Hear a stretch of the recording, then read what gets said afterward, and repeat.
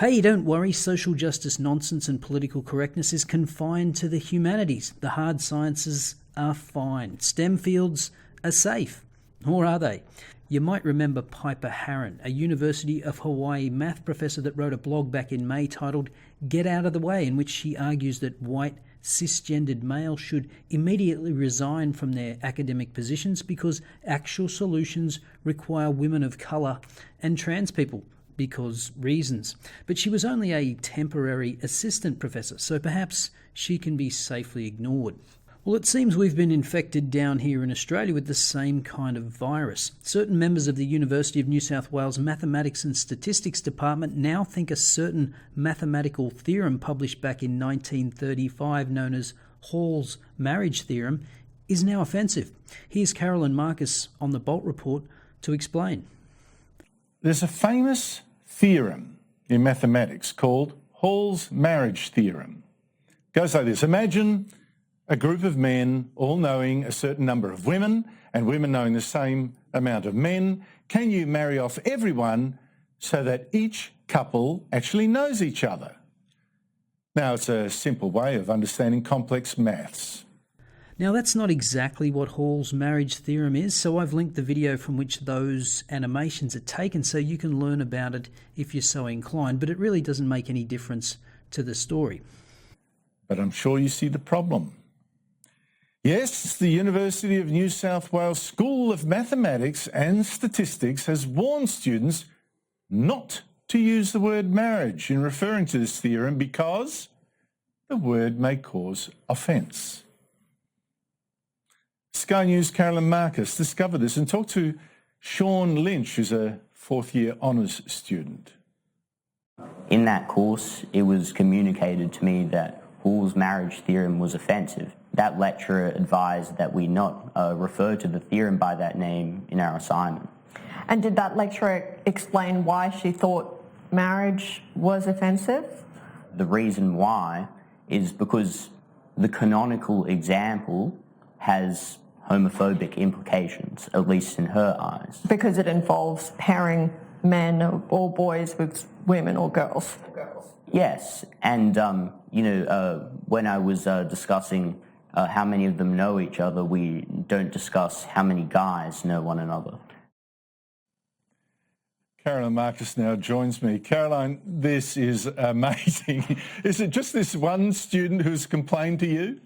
No, it isn't, Andrew. I've spoken to 2 students at length and I've had it confirmed by a total of 3 students that this has been happening, and it's wider than just one lecturer at the University of New South Wales School of Mathematics and Statistics, which is a very well-regarded school in mathematics, internationally renowned. So this lecturer that Sean Lynch mentioned is one of them who has been telling the students there that to refer to this famous theorem, the name is the marriage theorem, by calling it marriage theorem is offensive, and to use that standard example that the mathematician Philip Hall used when he came up with this theorem of matchmaking men and women together was offensive as well. So students should avoid doing both. Now, I spoke to another student who was an honours student who handed in his thesis, and in November he got it back with markings from another staff member at this university, and she had written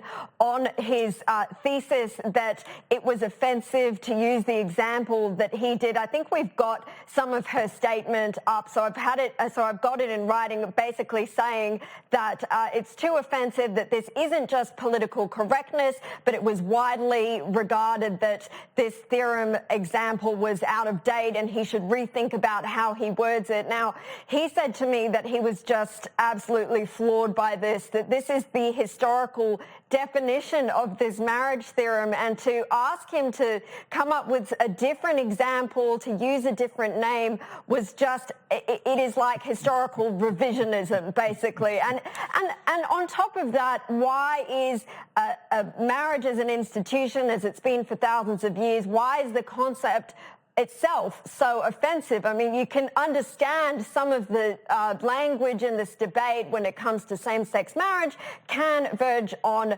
offensive on both sides of the debate. But marriage itself, or just even considering the fact that for thousands of years has been between a man and a woman, it's just incredible.